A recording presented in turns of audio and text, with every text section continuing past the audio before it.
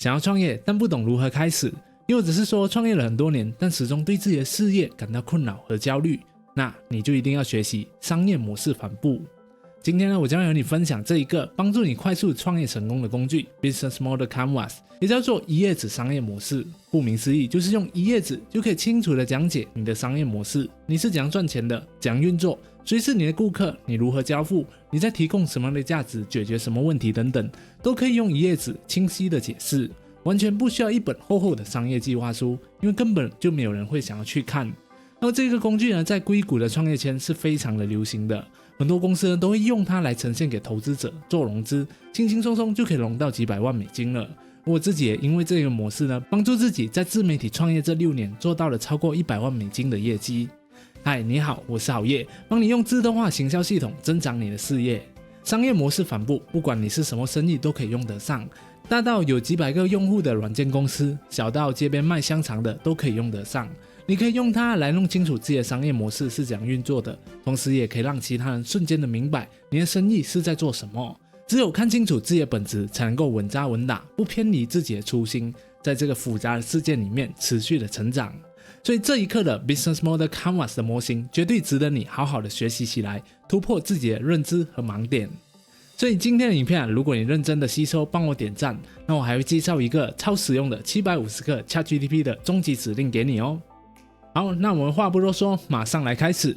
所以呢，我会先跟你讲解一下商业模式反步的几个重点，然后呢，每一个重点呢，我都会详细的跟你举例和分析的。然后最后呢，我会做几个商业的这个案例分析，来跟你更清楚的去了解怎样去应用它。那首先呢，我们来了解一下这个商业模式反步的这个9个公块。首先第一个呢，就是这个价值主张。那第一点呢，就是你帮助谁。所以简单来说，就是你帮助某个群体，到底他解决了什么问题，或者是满足什么样的需求。那等下呢，我会详细的跟你解释。然后第二呢，就是什么样的群族是你想要服务的，有没有一个参考对象。那这边的群族啊，我就包括我们的讲的这地区是在台北，是在哪里的，是在吉隆坡的，然后他的年龄层，他的性别，他的这个职业阶层，他的这个职业的身份，他是老板还是他是一个经理，还是他是一个普通的员工，这些呢都是我们的目标客户要去思考的一个方向。然后第三呢，就是我们透过什么样的渠道把这个产品或者是服务附交到我们的客户手中。所以你可以看到，它就在这一个目标客户和你想要提供价值的这个中间，它就是一个我们的通路。你用什么样的方式，用什么样的渠道把这个东西交付到你的这个客户那边。然后第四呢，就是这个客户关系，你是怎样取得或者是保留或者是增值你的客户的，那这个等一下我会详细跟大家讲解。然后第五呢，你是怎样来收费，怎样来获利的。所以因为我们做生意啊，我们给别人提供价值呢，我们是可以收取一些费用作为你提供价值的一个回报，所以我们要了解我们的收入模式是怎样子的。然后第六呢，是你需要做些什么样的事情来产生这个产品或者服务，帮助你的客户。所以你可以看到商业模式反步的左手边呢，就是你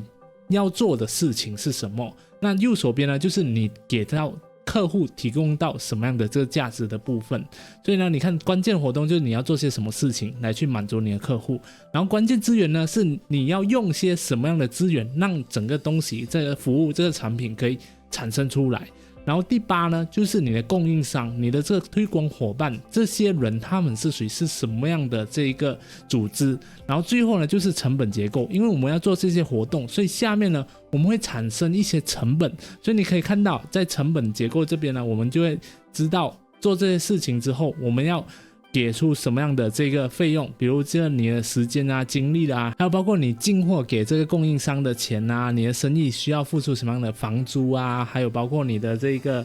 外包等等的，这些呢都是我们记录在这个成本的这个部分的。那讲到这边呢，你可能还是比较模糊的，但没有关系，等一下我会一个一个的用例子来跟你解释的。那现在我们来看一看这个商业模式反步的3个面向。首先呢，第一个就是需求性，如果你的产品呢是没有人想要的，那它就不存在这个产品，它就不需要有人去服务，所以呢它就赚不到钱。那第二个呢，就是你的可行性，你的这产品呢是必须要可以做出来的。比如说我今天很多人他想要延长他的寿命嘛，是有这方面的需求，可是我们没有办法做得到，所以说你就没有这个可取性，所以你就没有办法满足这个需求了。然后最后一个就是永续性，所以你可以看到下面的部分就是钱的部分。如果你的产品呢每次都是赚钱赚很少，做得非常的辛苦，你的这个入不敷出的这个情况下，你的这个生意呢就没有办法的永续的经营下去。所以下面呢就是负责永续性，而旁边呢就是你的产品有没有这个需求，然后再来这个左手边呢就是你的产品能不能持续的进行去满足这个客户需求，就是你有没有这个产出的这个能力。那现在呢我就来一个一个的和大家讲解有关于这个价值主张，也就是我们商业的这个最基本，就是你今天做这个生意呢，你是想要帮助谁，然后解决什么样的问题，或者是满足什么样的欲望。 OK， 因为我们人啊就是两种驱动力而已，要不然就是逃避痛苦，要不然是追求快乐，或者是我们有某种这样的一个欲望。那这边也要和大家就是清晰的讲解，就是我们呢比如说科技，你今天做这个电话，你卖电话，你卖这个产品，或者是你卖一碗面呢，这些功能性的东西都不是你的价值主张。你可以思考一下，今天你卖这个电话，其实你是满足客户想要去花费时间在这个电话上面去娱乐的这一个价值，而不是他真的想要你的电话很多这个功能。同样你吃一碗面也是一样，你并不是给他吃面而已，而是满足他的饱腹感。所以呢这个才是真正的我们的这个价值主张。那这边举几个例子来和大家分享一下，比如西餐厅的这个商业模式。那第一个呢，价值主张你可以猜一下，开西餐厅呢，他是想要提供高品质的食材给客户。然后第二个人他讲他的价值主张是，我要满足追求精致的客户，让他们享受到高品质的西餐体验。那这两者之间呢，你可以停下影片看一下，你的选择是 A 还是 B， 你觉得这才是真正的价值主张呢？那我们揭晓一下答案，没错，答案呢就是 B，它是满足追求精致的这个客户，让他们享受到整个高品质的西餐体验，而不是呢那个食材而已。 OK， 所以呢接下来我们再跟大家讲解一下这个价值主张的简单格式，你可以怎样应用在你的生意上面。首先第一个呢就是我们讲这个你可以满足欲望或者是人家的某一些目标嘛，所以呢你就直接写你的生意，你是帮助或者是满足某某人群达到什么样的目标。OK， 那第二个方式呢，就是你帮助或者给某某人群解决或者摆脱什么样的烦恼。还记得我们人就有两个驱动价值，追求快乐或者逃避痛苦，所以记得你可以用这个方式呢来去给你的这个公司呢定一个你在帮助谁解决什么样的问题，或者是你在帮助谁满足他们什么样的欲望。 OK， 好，那我们进入到第二个重点，就是目标客户群。那目标客户群呢，我们讲的就是地点，他住哪里，然后他的年龄层和他的性别，然后第三呢就是他的社会地位，他是什么样的社会地位，他什么工作类型，他的职位，他的身份是怎样子的。所以呢你可以以这三个方向呢去制定一个清楚的人物志。什么叫人物志呢？就是一个确确实实的目标客户的一个人。 OK， 所以你可以看到我们给我们的这个公司呢制定了一个目标客户群，所以呢它明显它有一个名字，你可以给它虚拟的一个名字先，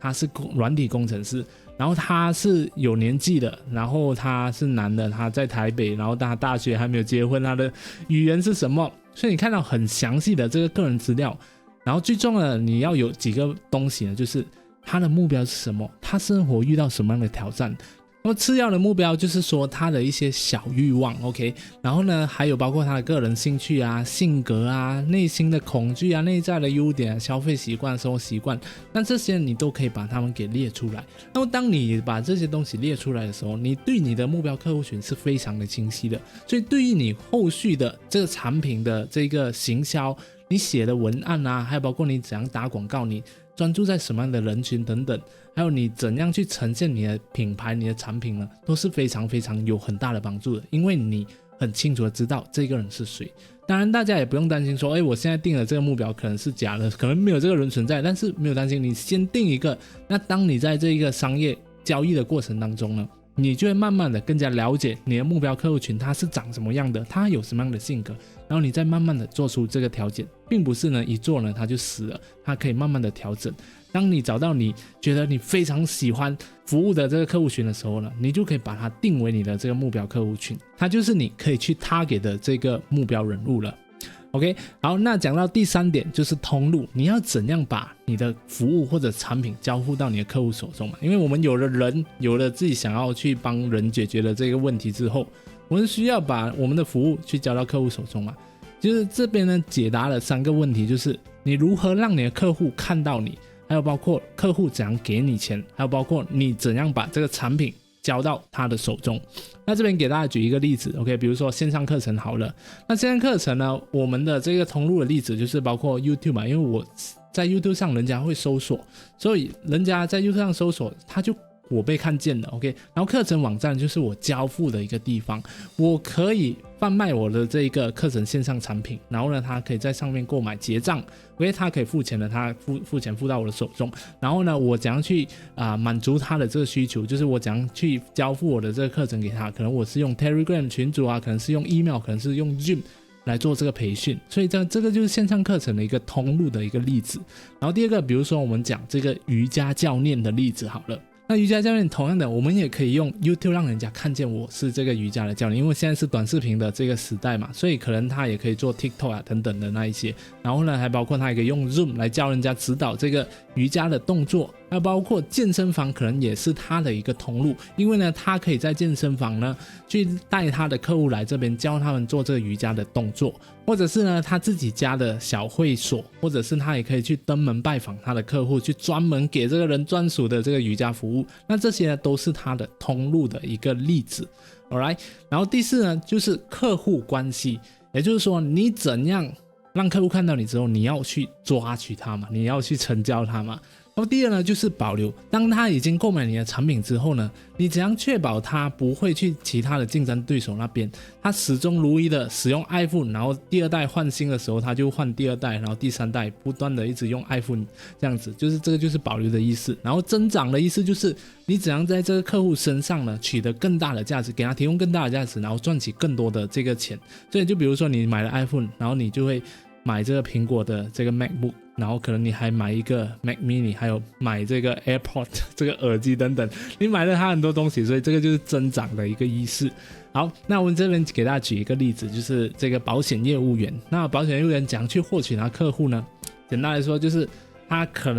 获取客户的这个方式呢，就是做一些商业的聚会，因为他们喜欢参加一些什么 BNI 啊，或者是什么义工的这个商业的活动啊等等，或者自己办一个这个理财的读书会等等，这就是商业聚会。可能他还可以在这个课程培训上面呢，去给别人提供一些课程培训，然后再从中呢去获取更多的客户，或者是呢他把自己的保险知识分享更多人知道，用影片的方式来去曝光他自己，那他就可以获取他的这个客户群。然后第2呢就是他怎样去保留它，就是他可能需要定期的去联系他原本的客户，然后定期的回顾对方的这个财务状况，是不是要增加的这个保险的额度，让他有更高的这个保障，或者是他也可以办一些理财的小活动，聚集所有的他的客户呢，给他们一些提供额外的这个价值。还有包括增长，他怎样去增长呢？就是他可以提供一些进阶的服务，可能他今天除了做保险以外，他可能还可以什么储蓄的有投资回报啦等等，或者是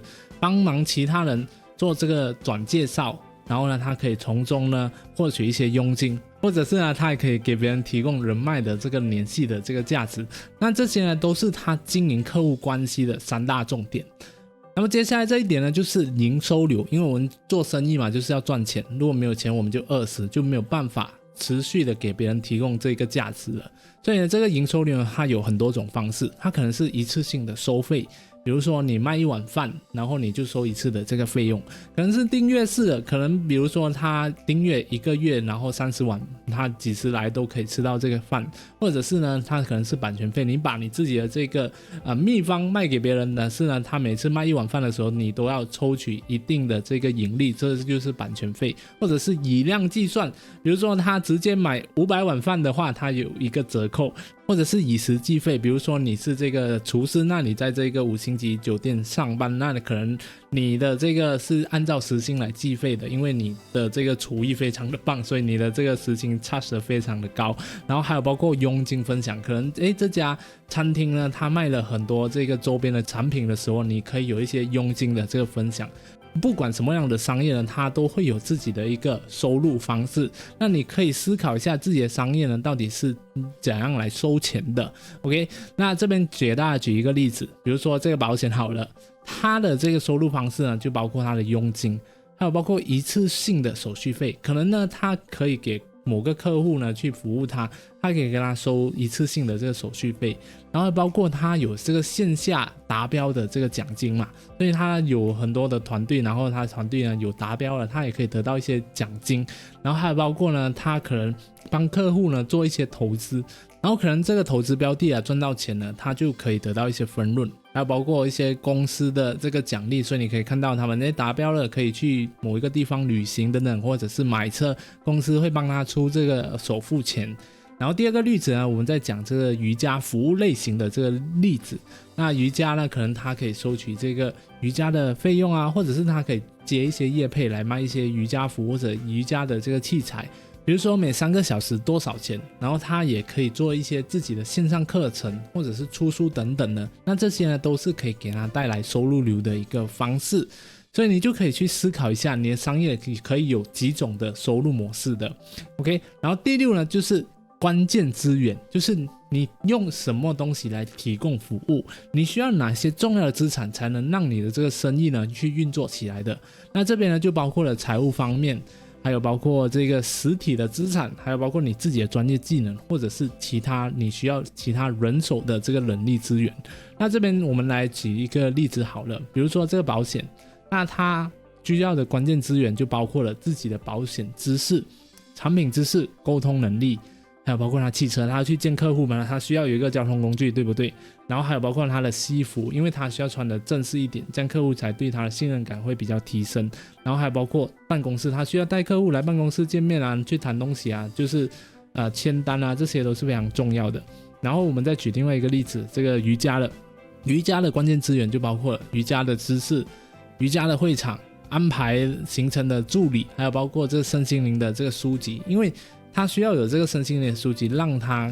增强自己的这个瑜伽的这一个内涵，还有包括瑜伽的器材啊，比如这个计时器啊、音乐啊，或者是瑜伽垫啊、球啊、这个吊带、瑜伽服等等，那这些呢都是他的这个关键资源来的。所以你可以思考一下你的这门生意它需要些什么样的资源，那基本上都是很容易，就不需要太多的每个东西都仔细的讲出来，只要大概就可以了。而第7呢就是关键活动，就是你需要做些什么事情来产生这个产品或者是这个服务，并且把这个服务交到这个客户手上的。就比如说我自己，那我要做的东西呢，就是我要设计这个课程，我要制作课程，我要制作这个内容，然后呢我要转化这个客户，然后我要维护这个社群，那这个就是我们要做的这个关键活动。那我们再举另外一个开餐厅的这个例子，那开餐厅的这个老板呢，他就需要确保这个餐厅是干净的，确保这个厨师的人手还有这个服务员的人手是充足的，然后要确保这个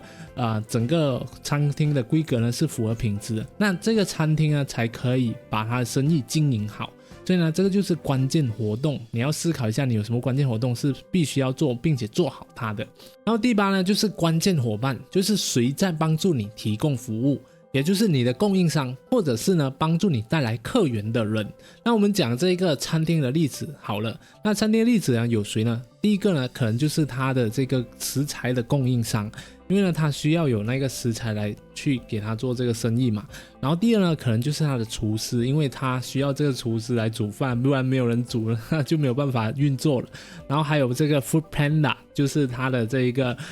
合作伙伴，他可以帮他把这个食材呢送到客户手中。还有包括这个可能一些食品的这个网红 KOL，它可以给它的这个餐厅呢带来更多的客流量，因为它把它宣传出去了。所以呢，这些关键伙伴呢一个都不能少，你可以把自己的关键合作伙伴呢给列出来，这样你就会知道你要跟谁保持良好的这个关系了。所以有时候过年过节的时候呢，也可以送一些礼物啊去拜访他们，这样子，这样你就可以确保你的生意可以稳定的发展。然后第9呢，就是成本结构。我们讲完这些东西呢，都提供服务给别人，我们知道我们要付出什么样的代价，什么样的成本，所以就讲到了这个成本结构。就是当你知道自己的关键资源、关键活动和关键合作伙伴的时候，基本上你也会知道需要支付的成本是什么了。那成本呢，我们可以把它大略分成2种，一个呢是一次性的成本，就比如说是你的这个装潢啊，比如你的桌子、椅子啊，或者是你的电脑等等的，那这些设备呢，就是你的一次性的这个成本。然后第二个呢，就是长期变动成本。就可能是你去招聘请员工带来的，就每个月需要付的成本，你的电费、水费，你的一些软件的开支啊，或者是其他货源的这个成本。所以呢，一次性的成本其实还好，更加重要的你是要关注长期的这个变动成本，因为呢，这个长期下来你就会知道你的这个事业呢是不是有利可图的。所以当你知道自己的大概成本的方向有哪一些的时候，你就要把它全部给列出来，这样你就可以清楚的计算出自己每年的这个成本状况大概是怎样子，这样你就可以和自己的这个营收流来做这个对比，这样你就会知道这个生意是不是有利可图的。好，那我们详细的讲解了这9个宫格怎样去应用之后呢，现在我就和大家来做这个案例分析，分析几个案例，让你更清楚的怎样去把它应用在你的这个生意上面。那比方说我就讲我自己的这个好业赚钱频道好了，那我的价值主张是什么？我要给别人提供什么样的价值？我的价值就是帮助年轻人透过创业和投资达到财富自由。所以你可以看到我的这个解决的问题的这个方向是非常清晰的，就是我帮助谁？帮助年轻人，然后透过什么方式？透过创业和投资达到这个财富自由。财富自由就是他们想要满足的一个欲望。OK， 那我的目标客户群是谁呢？我的这目标客户群呢是25岁到35岁的职场新鲜人，或者创业者，或者是想要创业的这个人。然后呢，我的通路是什么？我透过 YouTube、IG、TikTok 所有的社群媒体，还有包括我自己有出书嘛，然后还有 email， 还有这个社群或者是线上课程，让人家看到我。同时呢，我也有透过这样的一个通路呢，去把我的价值呢附交给我的这个目标客户群。然后呢，我是怎样经营这个客户关系的？简单来说，分成3个重点。第一个呢，提供简单实用的工具和创业教学影片，就比如说你现在看到的这个影片这样子。然后第二个呢，就是课程培训。然后第3呢，就是在课程里面的这个社群，我提供一个社群，让大家呢有机会可以互相交流，互相的学习和成长。这就是我经营客户关系的这个方式。然后呢，我有得到什么样的这个收益流？当我提供了这个价值之后呢，包括线上课程收入的这个收益，然后呢，还有包括会做这个会员的这个收益正在准备当中，还有包括可能我也可以推一些非常好用的这个软件，那我可以跟他们做这个联盟行销，透过连接加入之后呢，我可以得到一小部分的这个佣金。还有包括呢之后呢，可能我们的这个业务做大之后，我们可以给他们提供想要做自媒体品牌呢，但是又没有时间的这些企业家们呢，透过给他们提供这个影音制作的这个服务，让他们快速的成长起来。那这些呢都是可以给我带来额外的这个收入流的。那我要满足这个客户群赚到钱，我的关键活动是什么呢？第一个呢，就是我要创建课程、创建内容，然后我要转化客户、维护社群，这主要这4个重点。当然这4个重点呢，它每一个呢都要分成非常小的这个部分，那这边就不赘述了。简单来说，就是创建课程、创建内容、转化客户，还有包括维护社群这4大部分。那我要做这些活动的时候呢，我需要些什么样的关键资源？没有错，当然就是我要有团队啊，有团队我就要有协作软件。那我现在用的这个协作软件叫做 Luck，OK， 然后就跟我的团队有这个沟通来一起工作，然后还有包括这个课程设计的这个资源。就是我要找人来帮我去做这个课程的这个设计，然后还有包括课程托管的平台，我需要把我的课程放在一个平台上面，去让大家可以登录，然后可以学习到这些课程内容。还有包括多媒体的团队，因为我要持续的做影片，做这个课程内容，所以我需要有这样的一个团队。还有包括呢，我这个事业开始持续发展的时候呢，我就需要有更多的这个培训导师加入到我们的这个体系里面，这样就可以更多的这个服务我们的客户群。然后这些呢都是我的这个关键资源，我就知道有哪些东西呢我是需要特别去注意的，这些就是我的关键资源。然后呢我的关键合作伙伴是谁，包括这个外包的设计或者剪辑师，因为我的影片都会交给这个外包的这个人去做。然后还包括网络讲师的这个 KOL， 就是在网络有教课的一些明星导师，那我会跟他们保持良好的关系，因为呢我们是同行嘛，所以同行我们可以互相导流量，同时呢我们也可以请他来帮我们去培训我们的这个学员。还包括一些部落格啊等等的，因为我们需要有更好的这个名声嘛，所以部落格给我们好的评价，当然就会给我们带来更加正向的这个收益。然后包括一些教育机构，因为我们要持续的提升自己，所以我们会不断的去学习，所以我们这些呢都会列为我们的这个合作伙伴。还包括外部的培训师啊，外部的助教，还包括一些推广大使，那这些都是我们的关键合作伙伴。那这些人呢我们都会尽量的去跟他们保持良好的关系，这样我们的事业呢才可以稳定的去发展起来。那要做这些东西呢就是我们的成本嘛，所以我们就需要有一个成本。那我们成本有哪些方面呢？包括硬件还有软件的成本，像我用这电脑，我的手机拍摄，我的相机啊，我的一些等等的麦克风的设备，还有包括外包也要钱，然后还有这个网站架设的费用，还有包括线上课程的平台的这个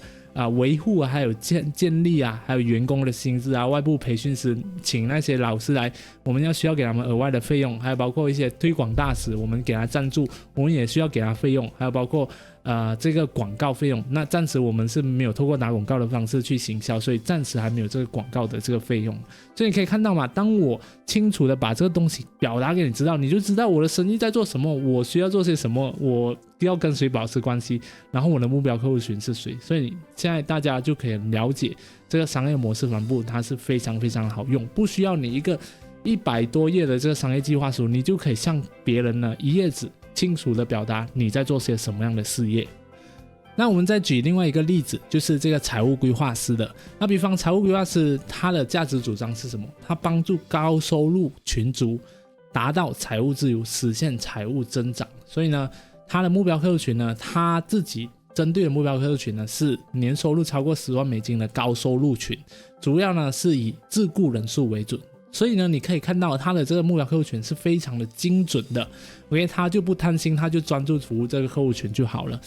所以比如那些上班族呢，他就不会去 target 他们，因为他的目标客户群是这些自雇人士，所以呢他就非常的去清晰自己想要 target 的人是谁。那他透过什么通路呢去达到这个目标呢？就是网站、上门拜访还有这个视讯会议，那这些都是他提供服务的一个通路。他怎样跟客户保持关系呢？就是他参加这些商业聚会啊，提供客制化的理财服务给他的客户群。那包括呢，他可以帮他客户定期的去分析他们的财务状况，然后呢，举办一些财经会议啊，去透露一些新的这个投资趋势啊，或者是一些投资机会给他的这个客户群。那这些呢，都是他在跟他客户保持关系的一种方式，他要做的一些事情。OK， 然后呢，这样做了事后呢，他有得到什么样的收益流呢？就是他推荐一些理财产品，他的一些投资产品如果有收益了，他可能可以得到一些分红。那包括呢，公司推荐产品之后也会给他一些佣金嘛，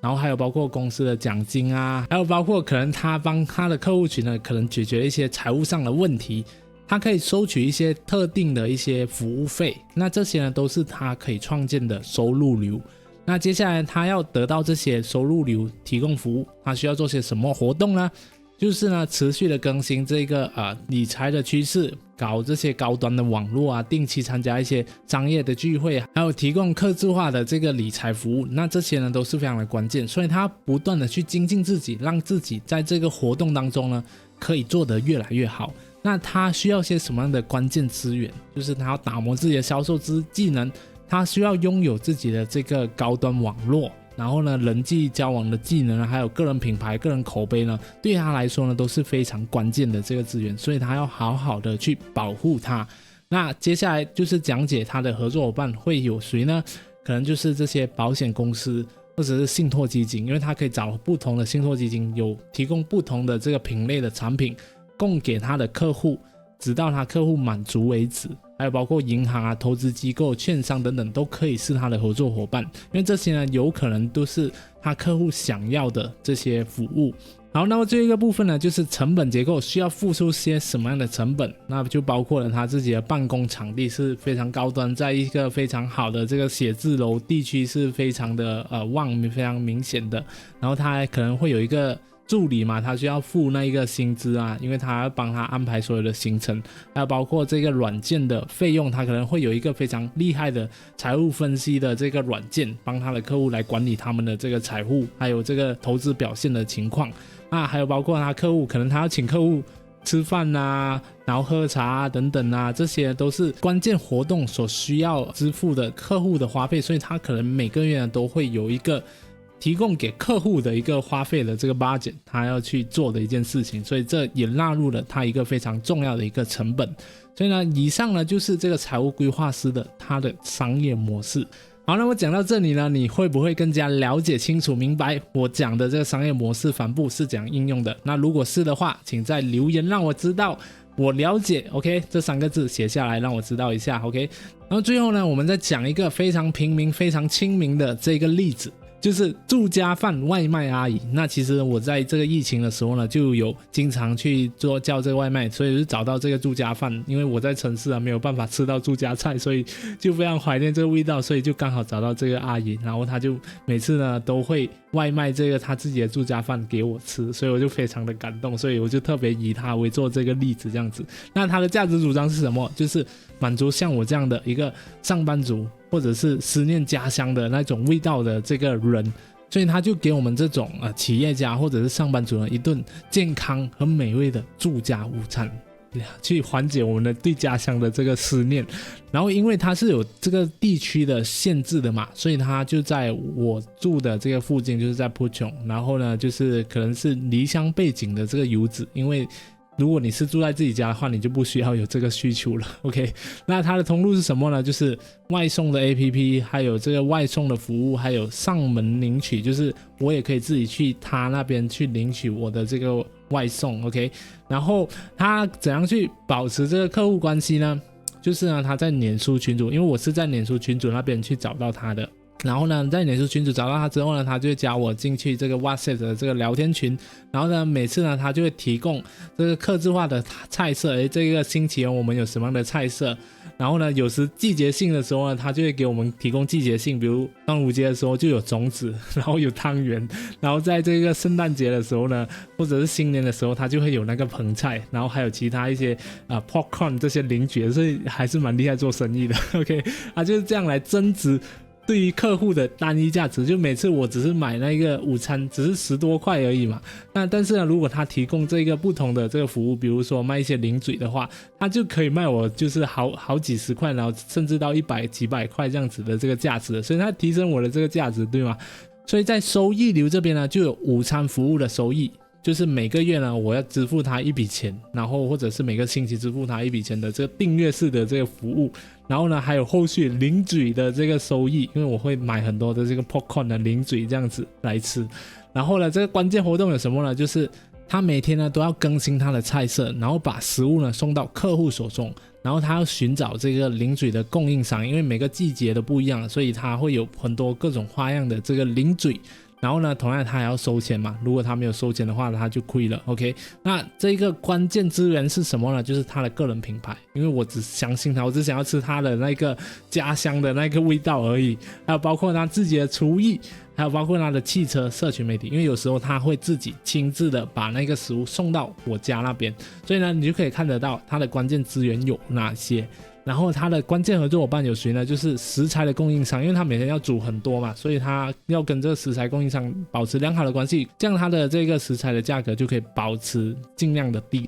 然后包括器材供应商，因为他每天用那个锅碗瓢盆，那这些都是要不断的去更新升级的嘛。然后还有包括他的外送公司啊，这种 Foodpanda 或者是 Grab 啊等等的，还有包括这个烹饪的厨师，他可能可以请一个人来帮他一起烹饪，然后还有包括零嘴的这个供应商，都是呢他关键的合作伙伴，然后尽量的和他们保持良好的这个关系，这样他的事业呢就可以稳定的发展起来，就不会突然间没有办法服务好他的这个客户群了。有了这些东西之后呢，它的成本有哪些呢？就是厨房的租金、水电、瓦斯费，然后还有这个器材的费用、厨师的薪资，还有包括运输的费用。那这些呢都是比较大笔的这个成本，所以把它列出来。所以大家要记得，当你在做这个商业模式反哺的时候呢，收入流我们也是往大笔的那个方面去想，然后成本你同样也是往大笔的方面去想。所以它的那个成本，比如说是塑料袋这种很琐碎的成本，其实我们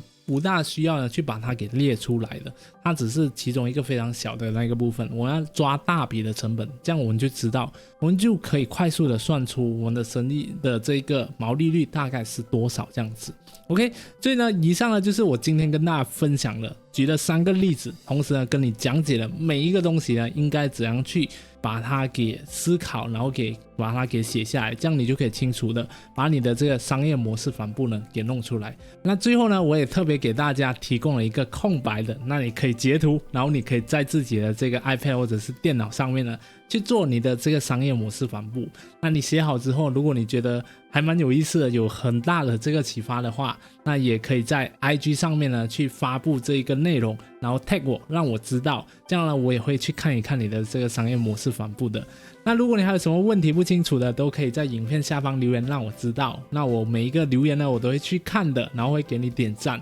然后我会尽我所能的来帮你解答的。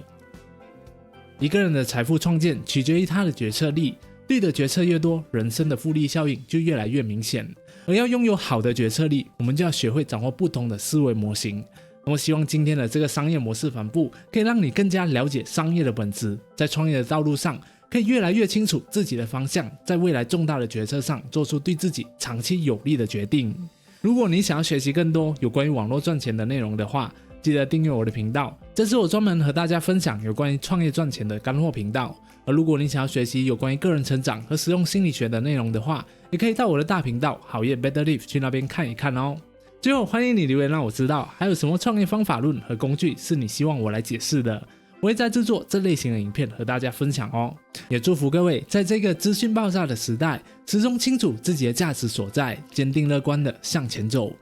谢谢大家观赏，我是好业，陪你一起学习学校没教的知识。如果你喜欢我今天的影片的话，也请你帮我点赞和分享，启发更多的人。那如果不喜欢的话，我再想想看怎样吧。拜。